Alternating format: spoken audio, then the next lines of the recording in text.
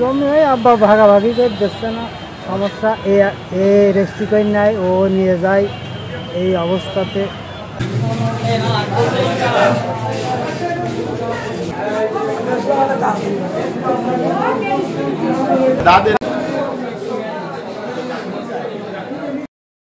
জমি জমা ভাগাভাগির জেরে যশোর চৌগাছায় আপন ছোট ভাই বড় ভাইকে কুপিয়ে আহত করেছে। উন্নত চিকিৎসায় বড় ভাই রবিউলকে ঢাকায় রেফার। আমার ছোট কাকা সব জমি জায়গা লিখে নিয়েছিল দাদার কাছ থেকে। এবার আমার আব্বা আর আমার মাইসা এলো লিখে দিতে নিষেধ করেছে দাদার বিলে আর বাধা দিয়ে দিলে।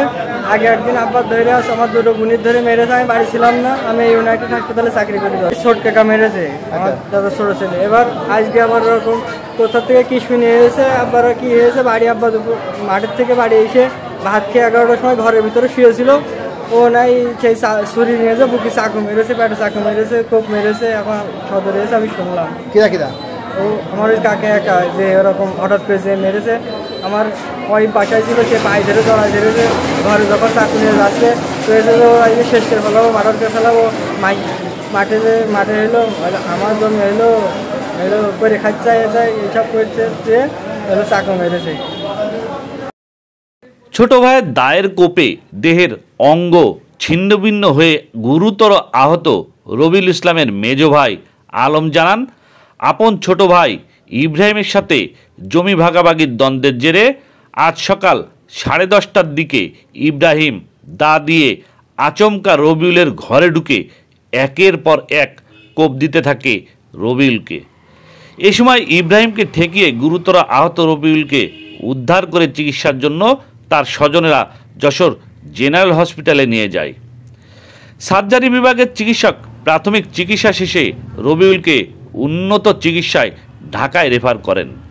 চিকিৎসক জানান, রবিউলের অবস্থা আশঙ্কাজনক। তার বাঁ হাতের 2-3টি আঙুল বিচ্ছিন্ন হয়েছে, বুকে গভীর আঘাতের চিহ্ন আছে। আহত রবিউল যশোর চৌগাছা উপজেলার পুরাহুদা গ্রামের রফিউদ্দিনের ছেলে। আমার নাম আলো। যে হাত হয়েছে আপনার কি হয়? আমার বড় ভাই। আচ্ছা, ওনার নাম কি? ইব্রাহিম। বাসা কোথায়?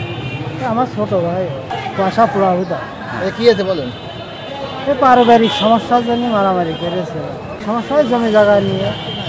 তারপর জমি জায়গা নিয়ে কি হয়েছে? জমি জায়গা নিয়ে ওর কয়েকদিন আগে ওরা দুই পয়না ওর সাথে মারামারি করিল। হ্যাঁ, আমার এই ভাইপো আর ওই যে ভাই মেরে চাইছে। হ্যাঁ, এখন তারপরে এই 1 মাস পরে ও সুস্থ হয়ে আজকে আবার ওর মেরেছে। হ্যাঁ। জমি নিয়ে কি হচ্ছে আপনাদের? জমি ওই আব্বা ভাগাভাগি করে দিচ্ছে না, সমস্যা এ রেস্ট্রি করে নেয়, ও নিয়ে যায় এই অবস্থাতে মারছিল। ইরাই দুই বাপ্প মারছিল না? তারপর ওরা কবে আসছে হাসপাতাল থেকে? ও হাসপাতাল থেকে সুস্থ হয়ে যায় 1-1.5 মাস মতো বাড়ি গেছে। আচ্ছা, বাড়ি যাওয়ার পরে ও আজকে আবার সুযোগ পেয়ে তো হইতে আবার মেরেছে।